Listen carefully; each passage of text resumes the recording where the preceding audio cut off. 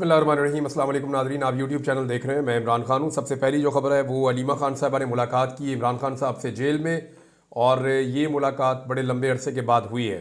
यानी 25 दिन तक इमरान खान साहब से किसी को मिलने की इजाज़त नहीं थी, ना कोई मुलाकातें हो रही थी, ना उनके केसेस चल रहे थे। और ऐसी सूरत हाल में पूरे पाकिस्तान में पाकिस्तान तहरीक इंसाफ के कारकुनों में तशवीश थी। इन 25 दिनों में फ़र्क क्या पड़ा? इन 25 दिनों में एक आईनी तरमीम पास करवाई गई, जिसे पाकिस्तान तहरीक इंसाफ आइन के ऊपर हमला करार दे रही है। अभी भी ये आइनी तरमीम मुतनाज़ है और अदालतों में इसको चैलेंज किया गया है। वो तफसीलात बाद में, लेकिन पहले अलीमा खान साहिबा ने इमरान खान साहब से मुलाकात करने के बाद क्या कहा, ये सुन लीजिए। अलीमा खान साहिबा ने कहा कि ये लोग जेल में इमरान खान को ख़त्म करना चाहते हैं, हम चुप नहीं बैठेंगे। अडयाला जेल के बाहर मीडिया से गुफ्तगू करते हुए अलीमा खान ने कहा कि बानी पीटीआई से मिलकर सब्र आ गया। उन्होंने बताया कि उनके साथ क्या सलूक किया गया है। 3 अक्टूबर से बानी पीटीआई को जिस हाल में रखा गया वो नाकाबिले बयान है। सेल की बिजली काट दी गई जहां पे उन्हें बंद किया गया इमरान खान साहब को। अखबार टीवी सब कुछ बंद कर दिया गया था। इमरान खान को जो खाना दिया जा रहा था, इससे उनको वॉमिटिंग हो रही थी, उल्टियां आ रही थी उनको। 3 हफ्ते बाद उन्हें वर्जिश के लिए साइकिल दी गई है।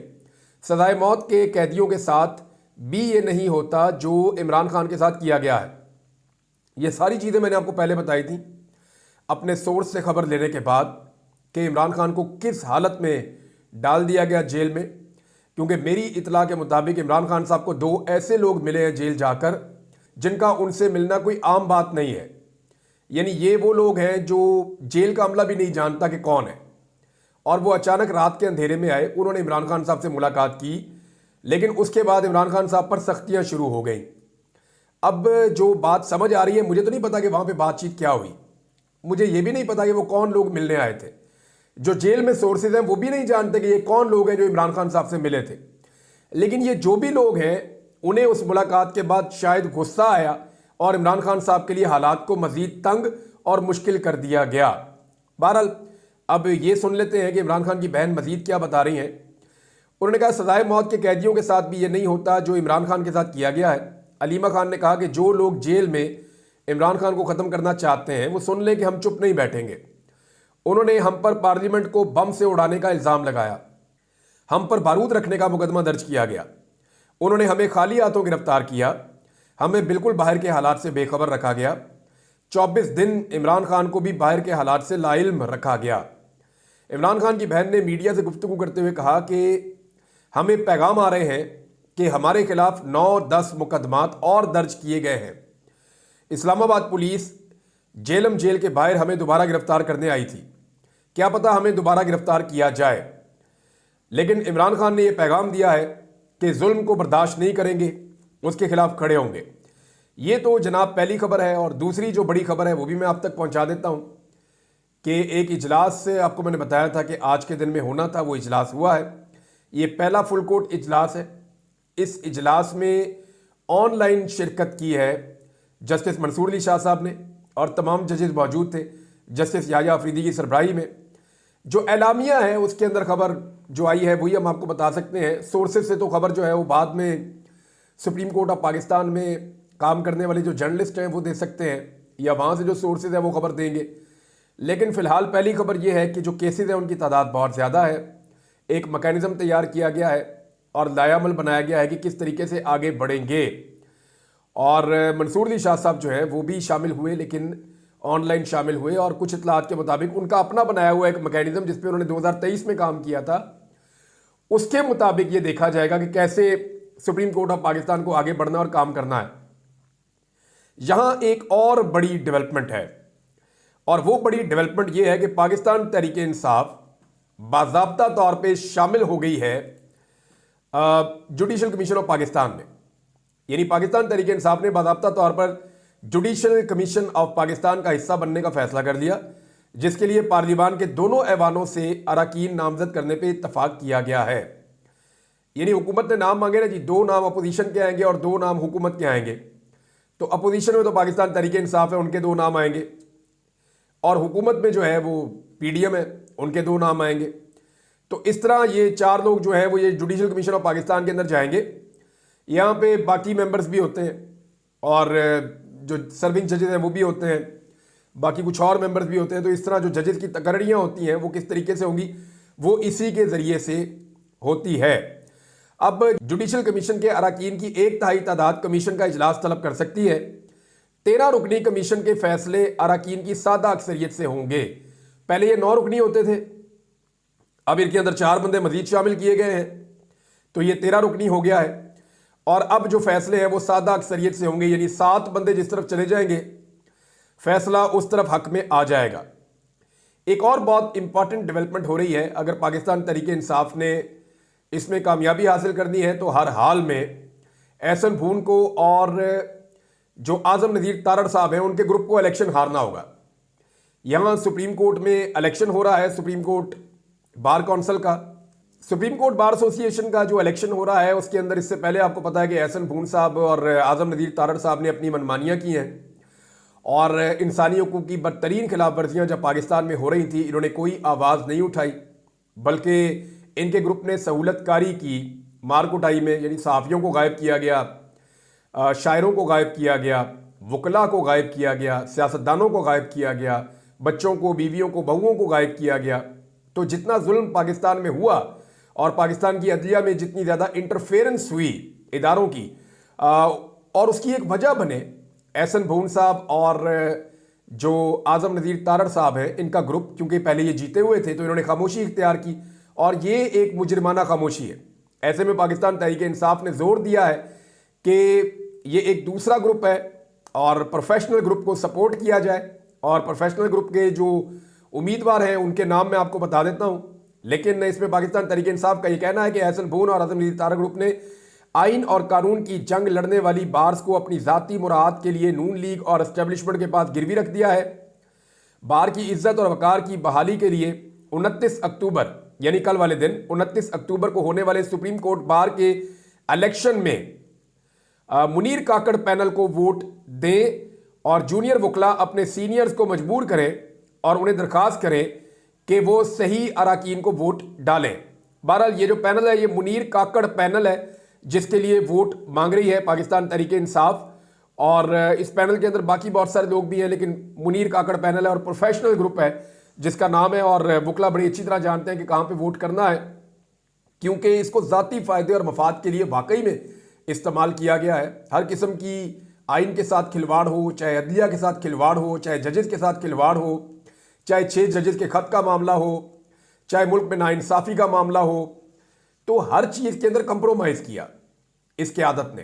तो क्या ये दोबारा इलेक्शन जीत कर आ जाएंगे? इसके लिए इस वक्त जो इतलात आ रही हैं वो ये है कि हुकूमत अपने तमाम ख़जाने इस्तेमाल कर रही है, अपने तमाम हुकूमत इख्तियारात इस्तेमाल कर रही है।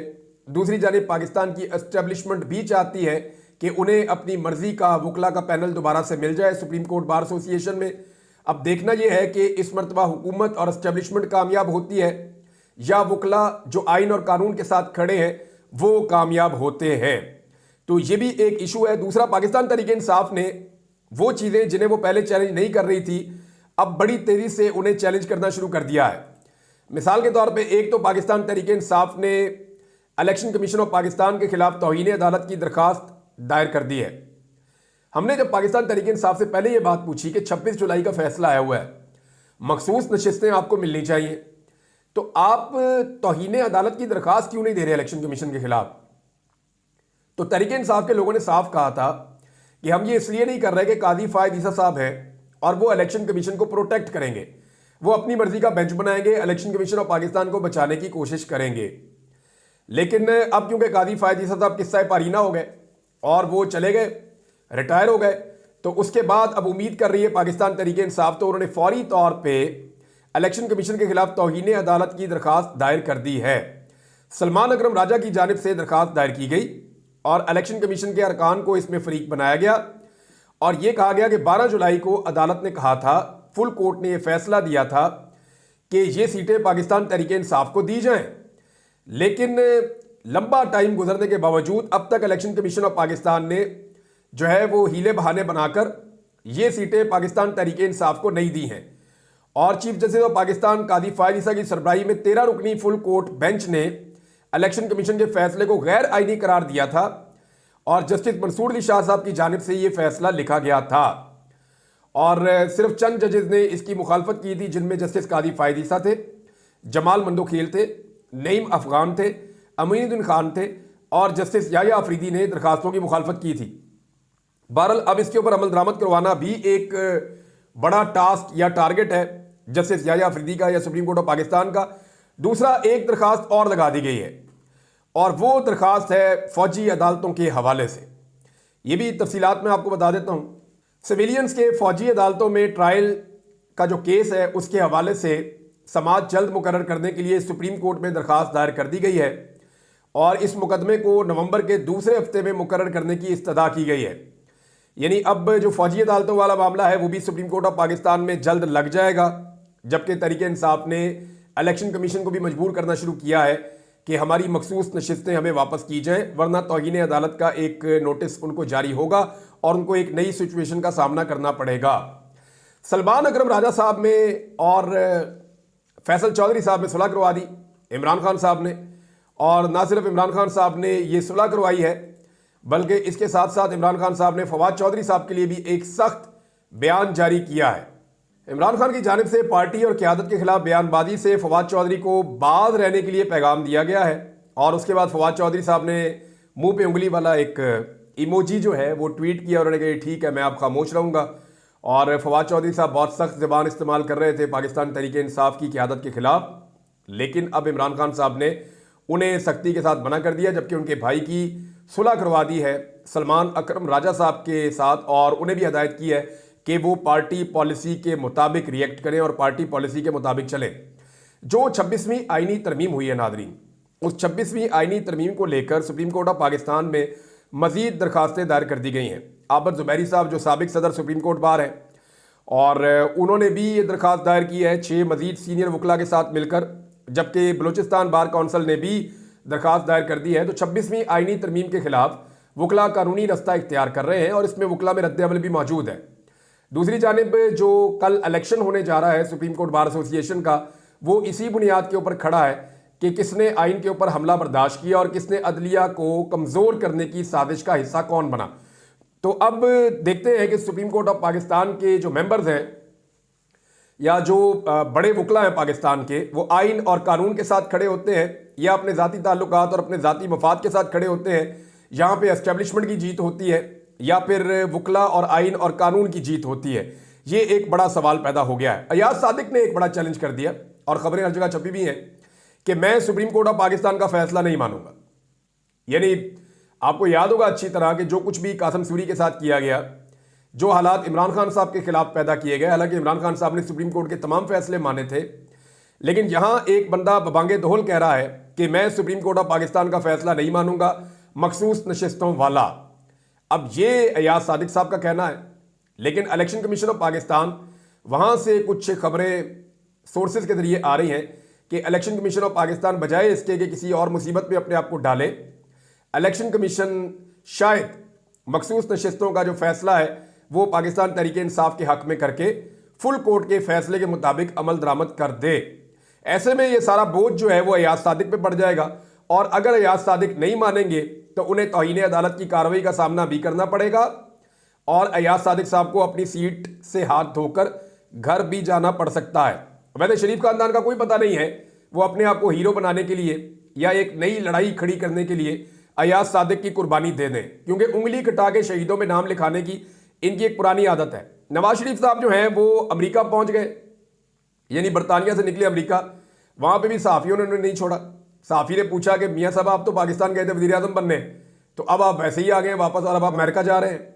तो मियाँ साहब ने कहा कि अमेरिका जाने से पहले कोई ये सवाल पूछना ज़रूरी था। सवाल का जवाब नहीं दिया नवाज शरीफ ने, एज इट इज़ हमेशा की तरह सवाल का जवाब नहीं दिया नवाज शरीफ से।